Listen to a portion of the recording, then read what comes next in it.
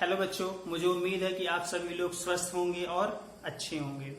चलिए ठीक है, मैं कक्षा 12 की रसायन विज्ञान में आज कुछ न्यूमेरिकल्स लेकर के आया हूँ। मुझसे कुछ बच्चों ने कुछ क्वेश्चन पूछे थे जिनको लेकर के उनके पास कुछ प्रॉब्लम थी, तो मैंने सोचा कि इस पे एक वीडियो बनाता हूँ जिससे उनके साथ साथ कुछ और भी बच्चे होंगे, यदि इन वीडियो को देखेंगे तो उनकी भी प्रॉब्लम्स कुछ सॉल्व हो जाएगी। चलिए ठीक है, जिनमें से मैं पहला न्यूमेरिकल स्टार्ट कर रहा हूँ।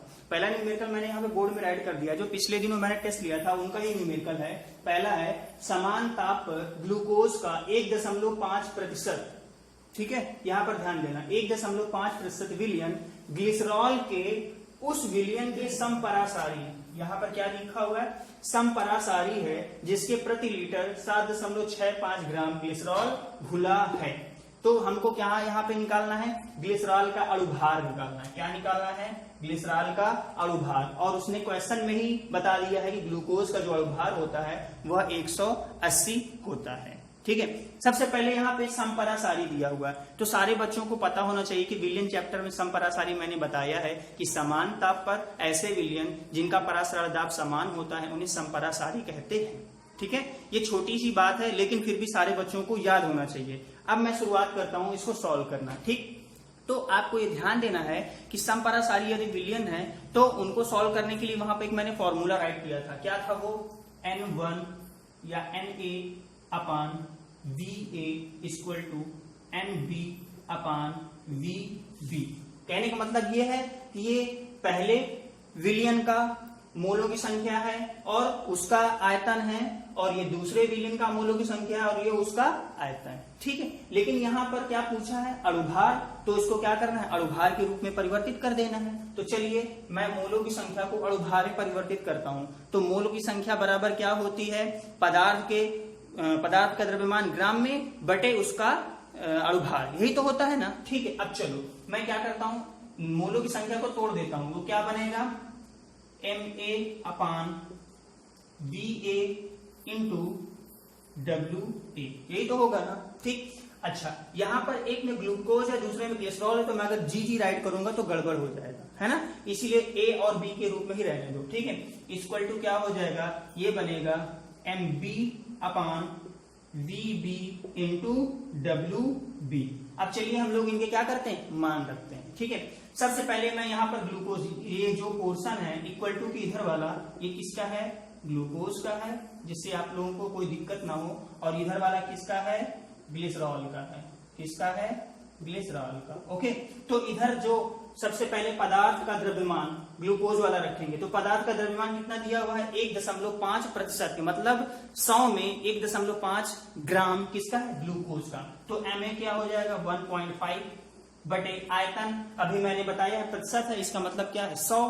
तो यहाँ पर जो आयतन है वो कितना होना चाहिए? 100 होना चाहिए। ठीक, मतलब वो 100 ग्राम में 1.5 ग्राम मिला हुआ है। ओके, गुणते उसका जो अणुभार है बता दिया है पहले है कि ग्लूकोज का अणुभार कितना होगा? 180। ओके, इक्वल टू, अब बात करते हैं ग्लिसरॉल की। तो ग्लिसरॉल का द्रव्यमान कितना दिया हुआ है? 7.65 ग्राम बटे, अब देखो जो इसका आयतन है, गौर से देखो, इसने बता दिया है कि जिसके प्रति लीटर में 7.65 ग्राम घुला हुआ है, मतलब उसका आयतन किसमें दिया हुआ है? लीटर में, मतलब 1 लीटर में ग्लिसरॉल का इतना ग्राम घुला हुआ। ठीक है, तो चलो ये क्या हो जाएगा? 1000 बना देते हैं क्योंकि लीटर में है। ओके, इनटू मल्टीप्लाई बाई उसका अणुभार, उसका अणुभार ही तो हमें निकालना है, तो ग्लिसरॉल का अणुभार निकालना है, तो इसको WB रहने देते थे। अब क्या करेंगे? इसको पक्षांतर करते हैं। ओके, जब हम इसको पक्षांतर करेंगे तो WB के इधर रखते हैं और सारे नंबर्स को उधर ट्रांसफर कर देते हैं। तो गौर से देखना, ये WB इक्वल टू, गौर से देखना, ये क्या हो जाएगा? 7.65 मल्टीप्लाई बाई, ये इधर आएगा, बाकी सारी संख्या उधर। ठीक है, ओके, 180 मल्टीप्लाई 100 डिवाइडेड बाई, ये हो जाएगा 1000 और मल्टीप्लाई बाई 1.5, ये हो जाएगा ना। ठीक है, अभी क्या करना है? इनको सॉल्व करना है। ठीक, जब आप इसको सॉल्व करोगे तो इसका आंसर आ जाएगा 91.8। कितना आ जाएगा? 91.8। ये क्या हो जाएगा? ग्लिसरॉल का अणुभार है। क्लियर है? चलिए अब मैं इसके बाद दूसरा क्वेश्चन राइट कर देता हूं। देखिए मैंने दूसरा क्वेश्चन राइट कर दिया है, ठीक है। दूसरा क्वेश्चन क्या है, यदि गोल्ड जानते हो ना, अर्नम Au, ठीक है। यदि गोल्ड, उसका परमाणु द्रव्यमान दे दिया, परमाणु द्रव्यमान कितना है 197, ठीक है। यदि गोल्ड फलक केंद्रित घनी मतलब FCC संरचना में क्रिस्टलीकृत है, ठीक है। उसने बताया है गोल्ड का एक क्रिस्टल है जो FCC में मॉड्यूल है, ठीक है, FCC संरचना में क्रिस्टलीकृत है। तो उसने पूछा है कि 1 ग्राम गोल्ड में इसके इकाई सिलों की संख्या कितनी होगी, ठीक है। तो क्या पूछा इसने, 1 ग्राम गोल्ड में इकाई सिलों की संख्या कितनी होगी, ठीक है। तो बेटा यहाँ पर जो हमारा क्वेश्चन को सॉल्व करने का जो तरीका है वो हम लोग आते हैं मोल की संख्या पर। कहने का मतलब ये है, यदि गोल्ड को मैं यहाँ पर Au से रिप्रेजेंट करता हूं, ठीक है। यदि एक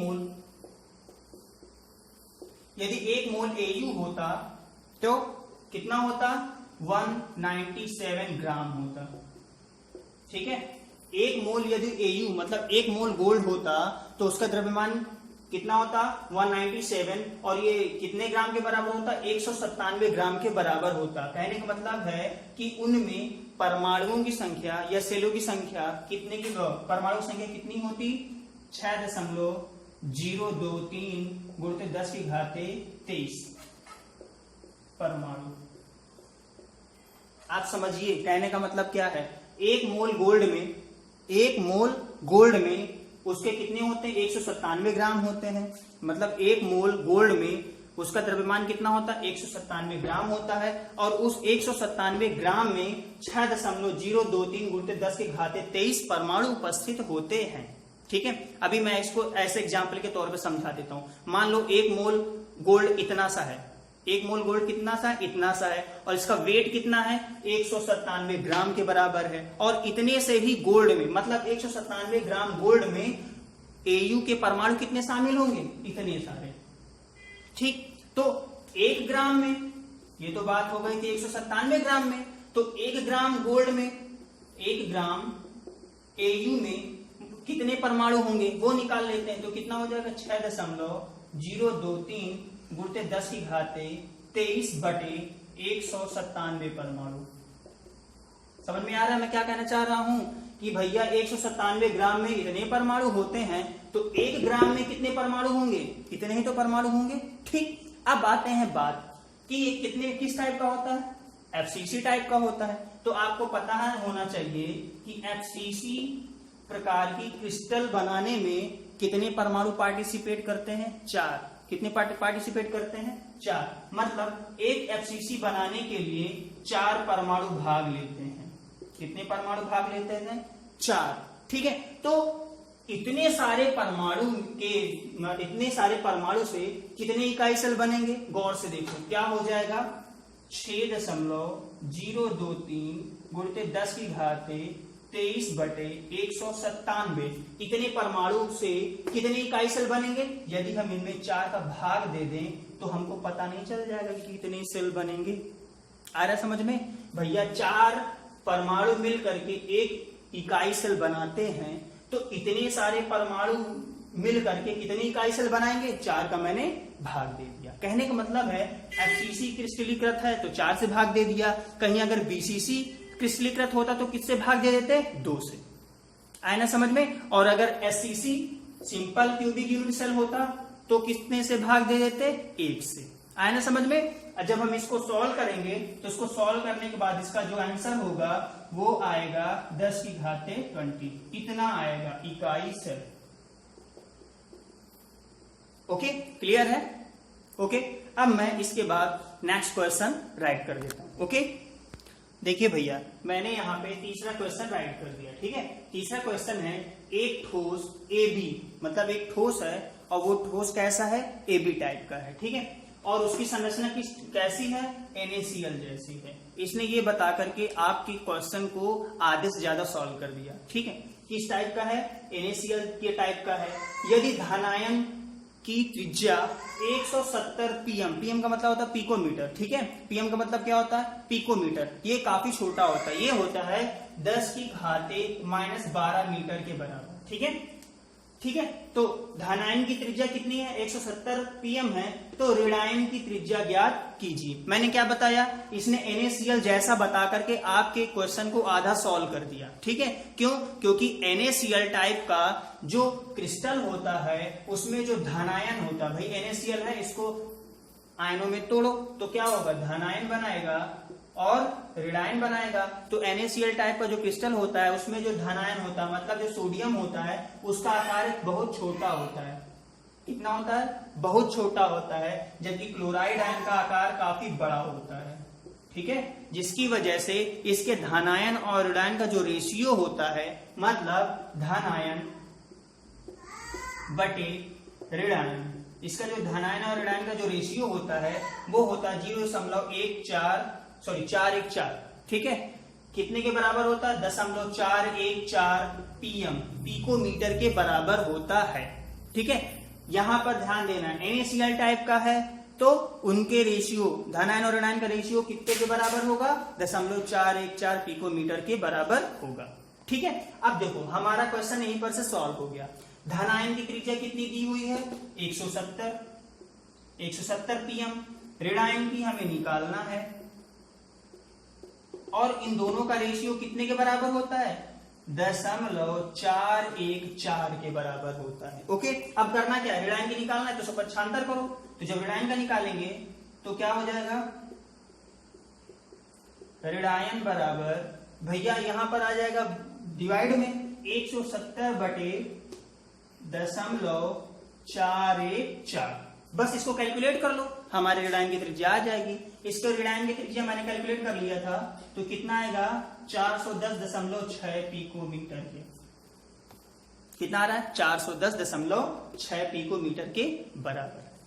ओके, चलिए ठीक है, इसी के साथ बच्चों के द्वारा पूछे गए न्यूमेरिकल्स ओवर हो रहे हैं, और मुझे उम्मीद है कि सारे बच्चे इसको देखेंगे और देखने के बाद इनको समझेंगे, क्योंकि इसी टाइप के क्वेश्चन आपके बोर्ड एग्जाम में पूछ लिए जाते हैं। तो क्वेश्चन को देख करके कभी भी बच्चे घबराएं नहीं, उस क्वेश्चन को पहले अच्छे से पढ़ें और उसके बाद उसको समझें कि क्वेश्चन कहे क्या रहा है और पूछ क्या रहा है। और रही बात इस मैटर से, इस क्वेश्चन से रिलेटेड मैटर जो मैंने प्रोवाइड किया है, अगर बच्चा उस सारे मैटर को बहुत अच्छे से देखेगा तो मुझे नहीं लगता है कि इन क्वेश्चंस को करने में उनको कोई दिक्कत आएगी, क्योंकि मैंने इससे रिलेटेड सारे फॉर्मूलाज, सारे नोट्स बच्चों को प्रोवाइड करा दिए हैं।